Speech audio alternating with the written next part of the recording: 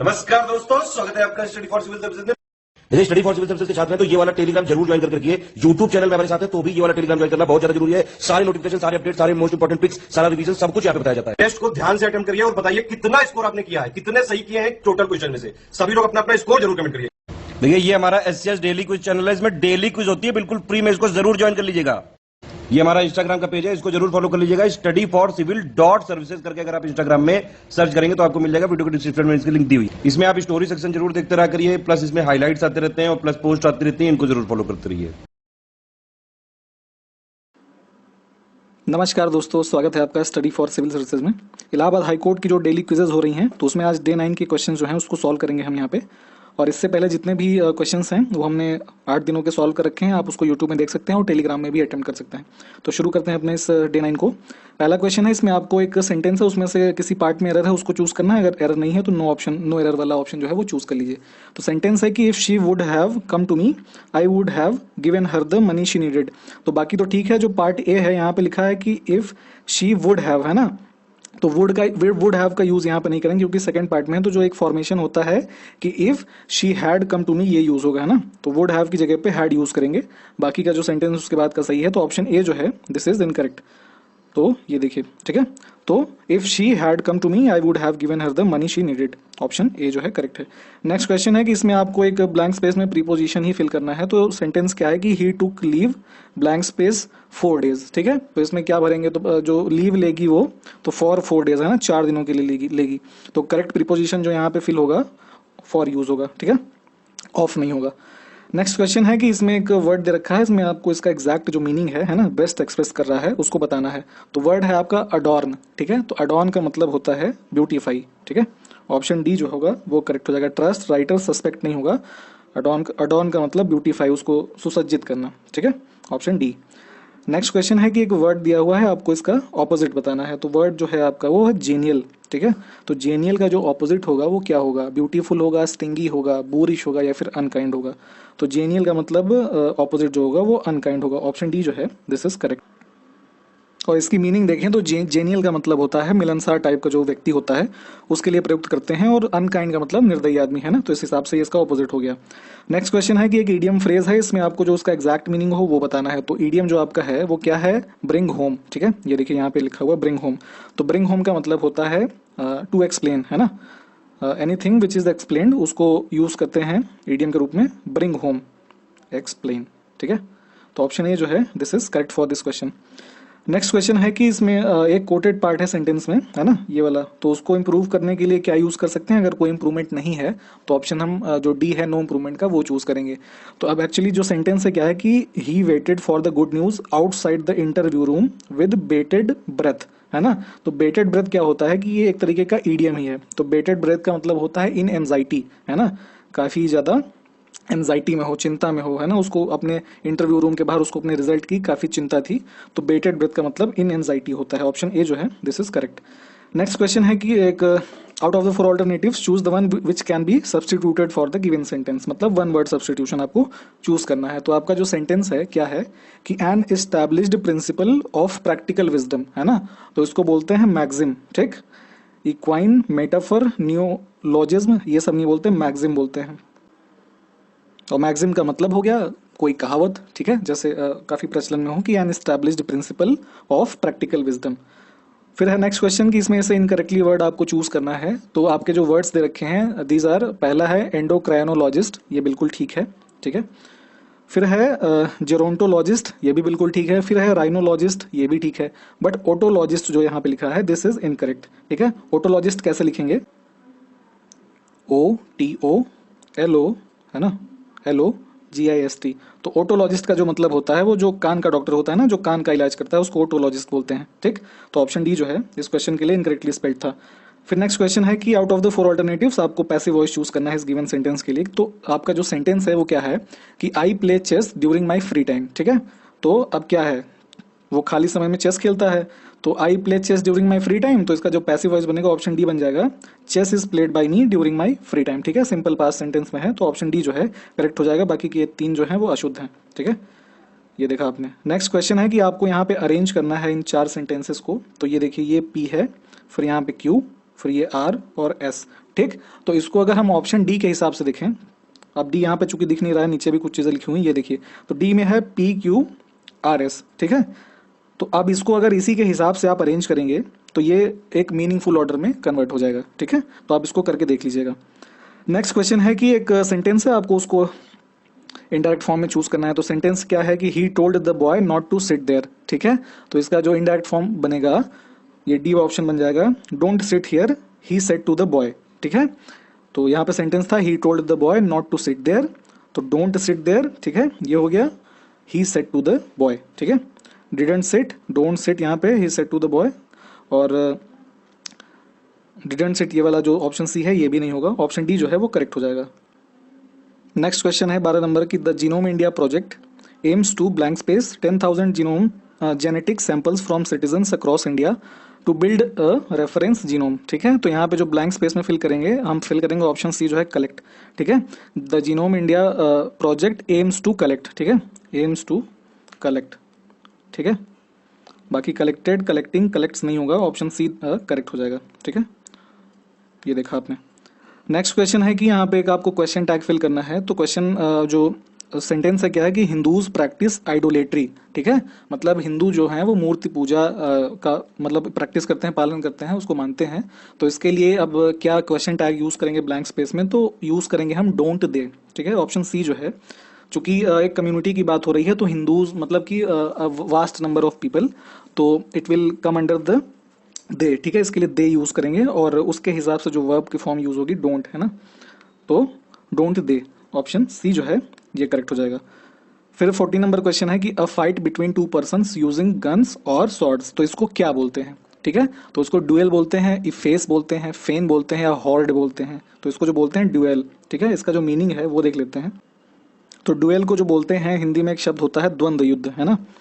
Dual को बोलते हैं जिसमें एक फाइट होती है दो लोगों के बीच में, गन्स और स्वॉर्ड्स को यूज करके द्वंद्व युद्ध बोलते हैं। और बाकी फेस का मतलब हो जाता है कि किसी चीज को मिटा देना।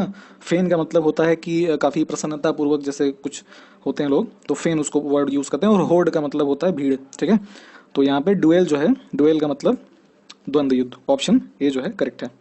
15th में क्या है कि mad as a March hare, तो दिस इज ऑल्सो इडियम। तो इसका क्या मतलब होता है आपसे ये पूछा जा रहा है यहाँ पे। तो mad as a March hare का मतलब होता है crazy and insane, option A जो है वो करेक्ट है। तो ये mad as a March hare, ठीक है, एक्सट्रीमली सिली और स्टूपिड एक्ट जैसे कोई कर रहा है तो उसके लिए वहाँ पे mad as a March hare use कर लेते हैं। फिर है नेक्स्ट क्वेश्चन, इसमें आपको विशेषण शब्द कौन सा है वो चूज करना है, ठीक है। तो अब किसी चीज़ की विशेषता बताएगा वही विशेषण होगा, है ना। तो जैसे मान लीजिए कोई भी चीज़ है ऐसे, तो उसके लिए यूज़ करेंगे दीर्घ, है ना, दीर्घ है। जैसे कोई वृत्त है तो उसके लिए दीर्घ वृत्त यूज़ कर लिया हमने, तो वृत्त की विशेषता बता रहे कैसा है, दीर्घ। तो विशेषण शब्द जो है यही हो जाएगा, तांगा, हाट और मंजिल, है ना। ये सब चीज़ें विशेषण नहीं है, ऑप्शन ए जो है ये करेक्ट है।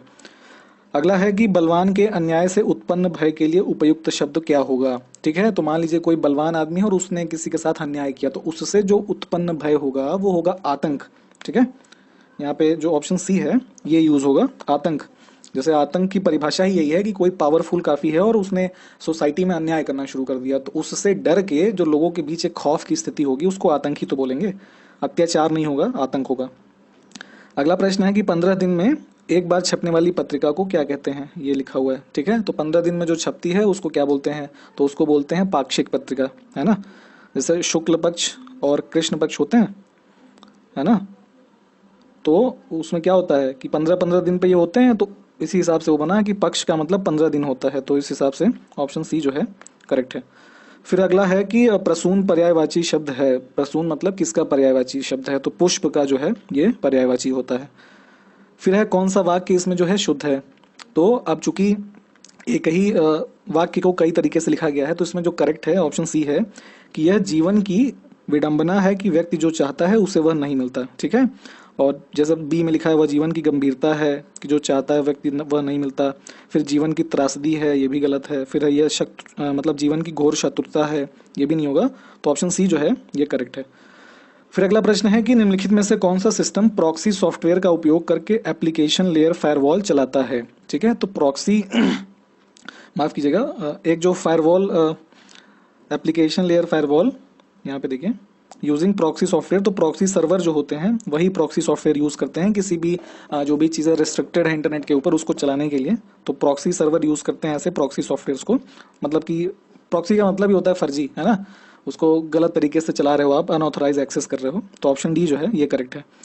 अगला है कि कंप्यूटर पर चलने वाला वह प्रोग्राम है जब कंप्यूटर बूट हो रहा हो, तो पहला प्रोग्राम क्या होता है, ठीक है। तो आपसे वही पूछ रहे हैं कि सबसे पहले कंप्यूटर पर चलने वाला पहला प्रोग्राम कौन सा है जब वो बूट होता है, मतलब जब उसको ऑन करते हैं, तो ये होता है आपका ऑपरेटिंग सिस्टम, ठीक है। ऑपरेटिंग सिस्टम ये है जब वो बूट करता है, लोड होकर कंप्यूटर को ऑन करता है। अगला प्रश्न है कि with reference to computers what is FAT, ठीक है, FAT। तो इसका FAT का मतलब क्या होता है, ये होता है file allocation table. Option C जो है ये वाला, ठीक है, ये होता है फाइल एलोकेशन टेबल। और इसका फाइल एलोकेशन टेबल का जो यूज़ करते हैं हम, तो USB ड्राइव्स जो होती हैं, फ्लैश ड्राइव्स है ना, एक्सटर्नल हार्ड ड्राइव्स, तो उसके टेक्निकल सेंस में फाइल एलोकेशन का यूज़ किया जाता है, ठीक है, ऑप्शन सी। फिर है कि पिक्सल इज, तो मतलब पिक्सल क्या है आपसे ये पूछ रहे हैं यहाँ पे, ठीक है। तो पिक्सल होता क्या है, तो पिक्सल जो होता है तस्वीर का सबसे छोटा रिजॉल्वेबल हिस्सा, है ना, ऑप्शन ये जो सी है ये वाला, the smallest resolvable part of a picture. अब चूंकि जैसे कोई पिक्चर डिजिटल इमेज आप देखते हैं तो किससे बनी होती है, तो ऐसे नंबर ऑफ स्मॉल, ऐसे अनगिनत सारे पिक्सल से बनी होती है वो, तो सबसे वो उस फोटो का सबसे स्मॉलेस्ट पार्ट जो है वो पिक्सल ही होता है, ठीक है। तो ऑप्शन सी जो है दिस इज करेक्ट। 25 में है कि what do you press to enter the current date in a cell, ठीक है। तो जैसे मान लीजिए आप MS एक्सेल सॉफ्टवेयर चला रहे हैं और किसी सेल, जैसे ऐसे नंबर ऑफ सेल्स होती हैं उसमें, है ना, तो मान लीजिए ये किसी एक सेल में आपको जिस टाइम आप काम कर रहे हैं, कुछ चीज़ बना रहे हैं, आपको वो करंट डेट उस सेल में इंसर्ट करनी है, तो आप उसमें क्या प्रेस करेंगे, तो जो कंट्रोल और सेमी कॉलन का ऑप्शन साइन होता है ये वाला, ठीक है, इसको आप अगर प्रेस करेंगे एक साथ कंट्रोल प्लस सेमी कॉलन, तो इस जो सेल है इसमें उस टाइम की प्रेजेंट जो डेट होगी वो मेंशन हो जाएगी। तो ऑप्शन ए जो है दिस इज करेक्ट। अगला है रीजनिंग का क्वेश्चन कि इसमें यहाँ पे अगर A के P को ये लिखा जाता है तो LNO को क्या लिखा जाएगा, ठीक है। अगर आप इस फिगर से देखना चाहें तो ये समझिए कि A के P जो यहाँ पे है, एक सेकंड हम आपको दिखाते हैं। जैसे मान लीजिए तो A का जैसे कि उसका नंबर जो होता है अल्फ़ाबेट में 1 होता है, ठीक है, अल्फ़ाबेटिकल ऑर्डर में। K का 11 होता है और P का 16 होता है, तो 1 का स्क्वायर यहाँ पे 1 लिखा है, 11 का स्क्वायर जो है 121 लिखा है और 16 का स्क्वायर 256 लिखा है, ठीक है। देखा है आपने यहाँ पे ये वो कोड लिखा हुआ है, तो जब उसी हिसाब से हम LNO का लिखेंगे तो L की जो मतलब नंबरिंग है वो होती है 12, तो 12 का स्क्वायर कितना हो जाएगा 144, ठीक है। फिर है N का मतलब होता है 14, तो 14 का जब स्क्वायर करेंगे तो क्या आ जाएगा 196 आ जाएगा, ठीक है। तो यहाँ से देख लीजिए कि इतना कोड कहाँ पे है, तो ऑप्शन बी जो है, बी में ये कोड है, बी में आपको मिल रहा है, तो बाकी के ये 3 गलत हो गए, ठीक है।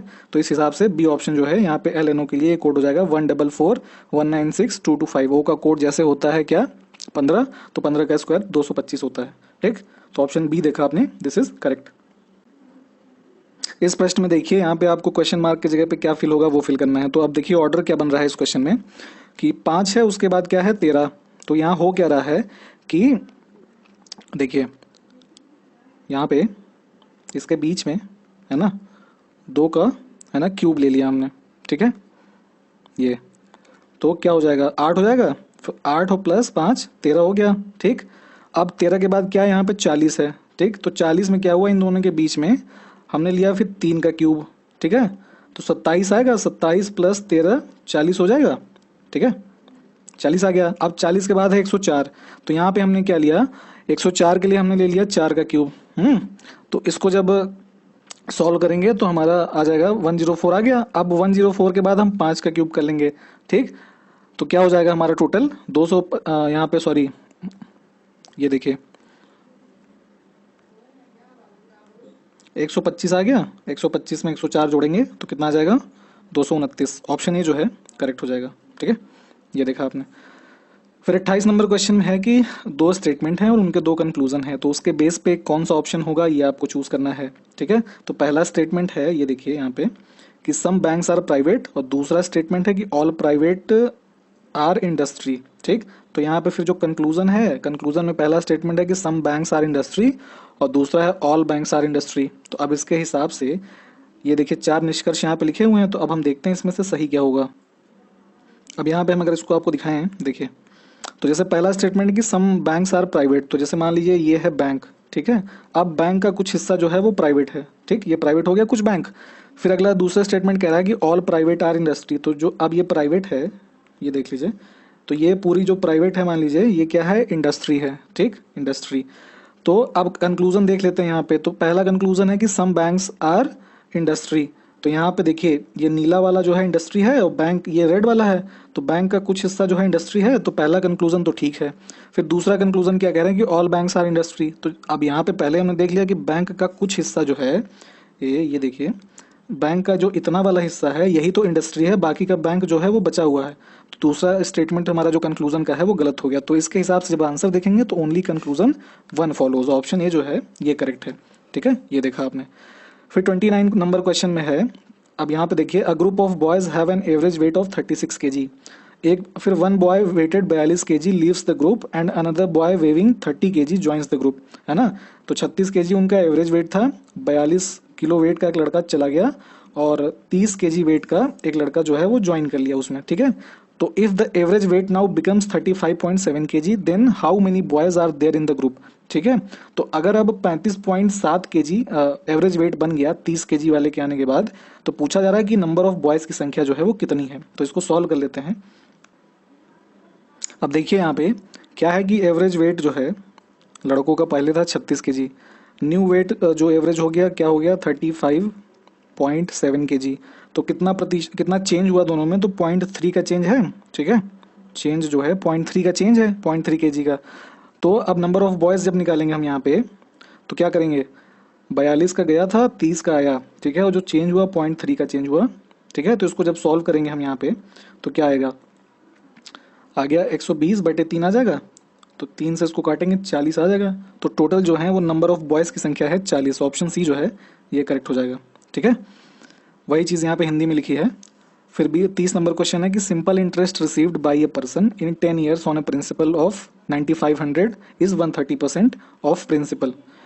तो क्या कह रहा है कि 9500 रुपए के ऊपर 10 साल में जो सिंपल इंटरेस्ट उसको रिसीव हुआ है वो 130% है, ठीक है। तो what is the rate of interest, आपसे यहाँ पे पर एनम जो रेट ऑफ इंटरेस्ट है वो पूछा जा रहा है। तो इसको सॉल्व करेंगे तो कितना आएगा, अब इसके जो 4 ऑप्शन है यहाँ देख लीजिए, पहले ये नीचे 12, 13, 15 या 19।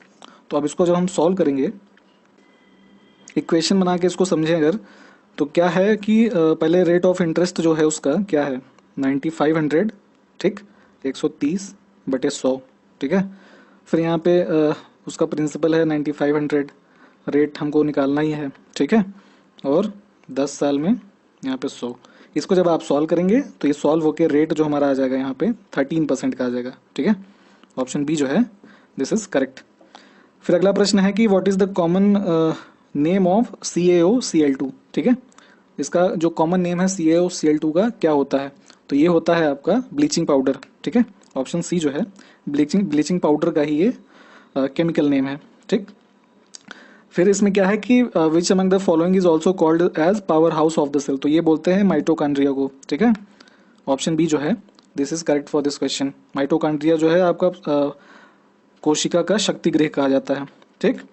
फिर अगला प्रश्न है कि नैदानिक डायग्नोस्टिक है ना, हु पायनियर्ड डायग्नोस्टिक अल्ट्रासाउंड, तो इसकी जो खोज की थी है ना, अल्ट्रासाउंड की खोज जो किया ये किसने किया, इसको किया था यान डोनाल्ड ने, ठीक है। ऑप्शन बी जो है यान डोनाल्ड ने मेडिकल के फील्ड में जो अल्ट्रासाउंड ये इंट्रोड्यूस किया 1958 में इन्होंने करा था, ठीक है।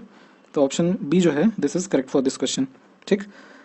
नेक्स्ट क्वेश्चन है कि Alps mountain range is located in which continent, तो आल्प्स माउंटेन जो श्रृंखला है वो है आपकी यूरोप में, ठीक है। ऑप्शन ए जो है करेक्ट है।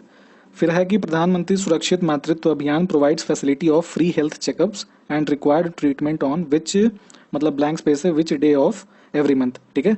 तो जो प्रधानमंत्री सुरक्षित मातृत्व अभियान था ये 2016 में शुरू करा गया और इसका एम है कि जितने भी प्रेग्नेंट वुमेन्स हैं उनको फ्री मेडिकल केयर और फ्री ऑफ कॉस्ट है ना ये सब चीज़ें प्रोवाइड की जाती हैं। तो ये जो महीने का 9वां दिन होता है, ठीक है, 9th day of every month, उस दिन ये निःशुल्क स्वास्थ्य जांच और ये सब चीज़ें होती हैं। तो ऑप्शन बी जो है ये करेक्ट है। 2016 से इसकी शुरुआत हुई। तो ये जैसे कि जितनी भी स्कीम्स होती हैं इनके वर्ष जो हैं आप इसको देखा करें, एग्जाम्स में पूछा जाता है। अगला प्रश्न है कि नीले तथा हरे रंग के मिश्रण से कौन सा रंग प्राप्त होता है, तो ये आपको जैसे कि नीला और हरा रंग मिलाएंगे तो ये मिल जाएगा आपको सियान, है ना, ये ऑप्शन ए जो है सियान कलर आपको मिल जाएगा। और सियान कलर अगर हम आपको दिखाएं हैं तो जैसे ये मैंने यहाँ पे ड्रॉ कर रखा है, तो बेसिकली वैसे तो ये ब्लू ही है, बट इसका एक और लाइटर शेड जो होता है वो सियान कलर होता है। ठीक है, फिर अगला प्रश्न है कि निम्नलिखित में से कौन सा मगध राजवंश कालानुक्रमिक क्रम में प्रथम है ना। मतलब कि जो क्रोनोलॉजिकल ऑर्डर है मगध डायनेस्टी में, उनमें से इसमें नंद वंश, शुंग वंश, मौर्य वंश या फिर हर्यंक वंश, तो इसमें सबसे पहले जो है वो कौन है? तो सबसे पहले इसमें जो है वो हर्यंक वंश जो है ना, ऑप्शन डी जो है ये है। अब अगर इनका हम टाइम पीरियड देखें तो हर्यंक वंश जो था वो 545 से 493 बीसी के आसपास इनका टाइम पीरियड माना जाता है, और हर्यंक वंश के जो संस्थापक थे बिंबिसार थे। ठीक है, उसके बाद आए आपके शिशुनाग वंश। ठीक है, तो 413 से 395 बीसी के आसपास इनको मानते हैं। फिर नंदा वंश आए थे 345 से 322 बीसी के आसपास उनका टाइम पीरियड था। उसके बाद फिर मौर्यन एम्पायर आ गया 321 से 185 ईस्वी तक, बीसी तक, है ना। तो चंद्रगुप्त मौर्य से एसोसिएटेड थे। तो इस हिसाब से जो क्रोनोलॉजिकल ऑर्डर है मगध डायनेस्टीज का, तो सबसे पहले हर्यंक वंश है। ठीक है, तो ऑप्शन डी जो है करेक्ट है।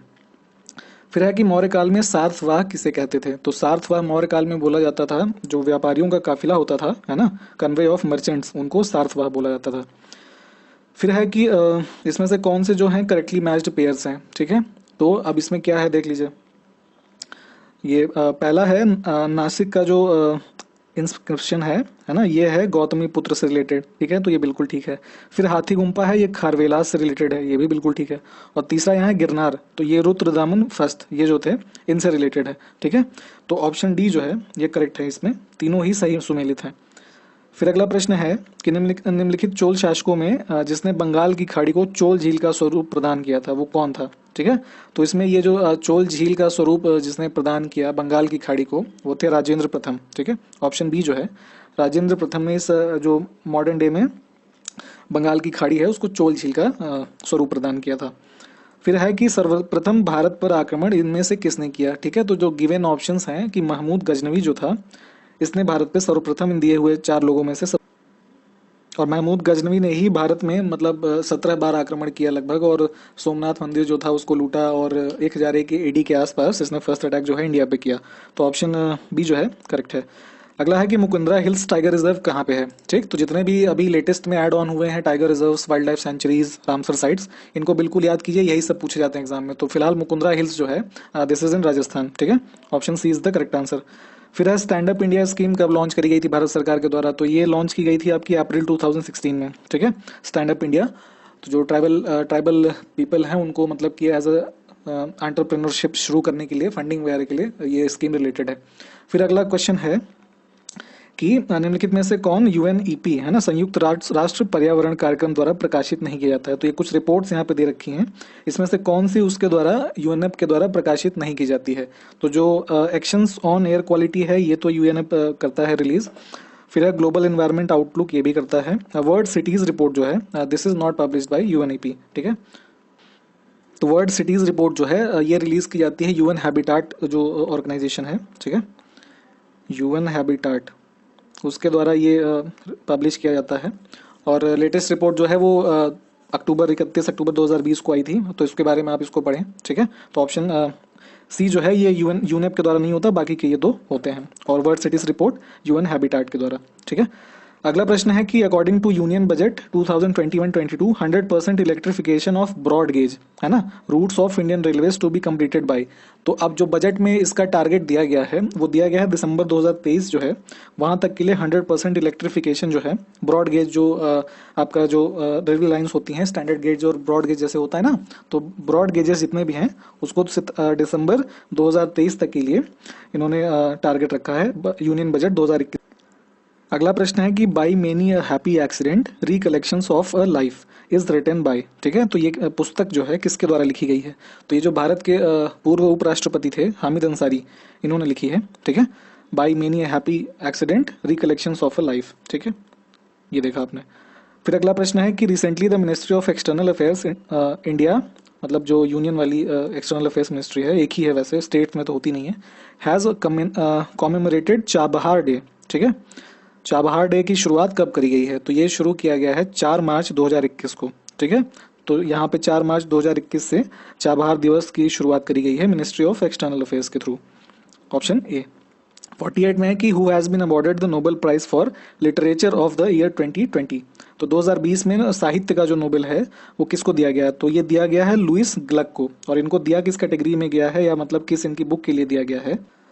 ये दिया गया है इनको तो जो ये पोइट्री लिखती हैं बेसिकली, और तो ये पोइट्रीज इनकी जो है ह्यूमन लाइफ पे उसके बारे में, और जैसे कि ह्यूमन लाइफ की थीम्स हो गई death, childhood and family care, तो उसके लिए इनको इनकी पोइटिक जो रचनाएं हैं उसके लिए इनको लुइस क्लर्क को दिया गया है साहित्य का नोबेल 2020 का, और ये अमेरिका की हैं। ठीक है, तो ऑप्शन सी जो है ये करेक्ट है। फिर अगला प्रश्न है कि which of the following committee suggested the formation of a 2 tyre panchayat instead of 3 tyre of panchayat. ठीक है, तो ये 2 टायर का जो रिकमेंडेशन दिया था वो आपको ऑप्शन बी जो है अशोक मेहता कमेटी जो है इन्होंने दिया था। ठीक है, ये वाला। इसका एक ट्रिक है, जैसे कि कई बार एग्जाम्स में पूछा जाता है 3 टायर किसने दिया है ना, और 2 टायर किसने दिया। तो अब देखें 2 टायर में क्या है, अशोक मेहता, इनके नाम में बस 2 नाम है। ठीक है, तो आप इससे याद कर लीजिए कि 2 टायर जिन्होंने करा वो अशोक मेहता कमेटी थी।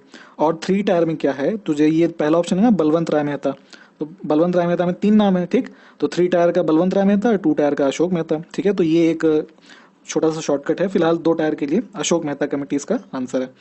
आखिरी प्रश्न है कि इसमें से कुछ 4 आर्टिकल दिए हुए हैं, तो इसमें देखिए 371I आर्टिकल जो है इसमें special provisions for Andhra Pradesh दिया है। 71H में है जो अरुणाचल प्रदेश है, जी में है मिजोरम एंड F में है सिक्किम। तो डी वाला भी ठीक है, सी भी ठीक है, बी ठीक है। ऑप्शन ए जो है ये इनकरेक्ट दिया हुआ है। ठीक है, और यही आपको चूज करना था। तो 371I में जो है वो गोवा स्टेट के लिए स्पेशल प्रोविजंस दे रखे हैं, और आंध्र प्रदेश और तेलंगाना के लिए 371D में जो है वो ये स्पेशल प्रोविजंस दे रखे हैं।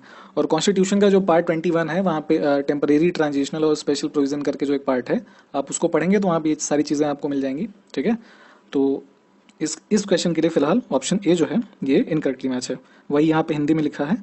तो यहाँ तक हमने ये अपने आज के 50 क्वेश्चन देखे। आने वाले दिनों में अगले क्वेश्चंस को सॉल्व करेंगे, तब तक बने रहिए हमारे साथ। जय हिंद।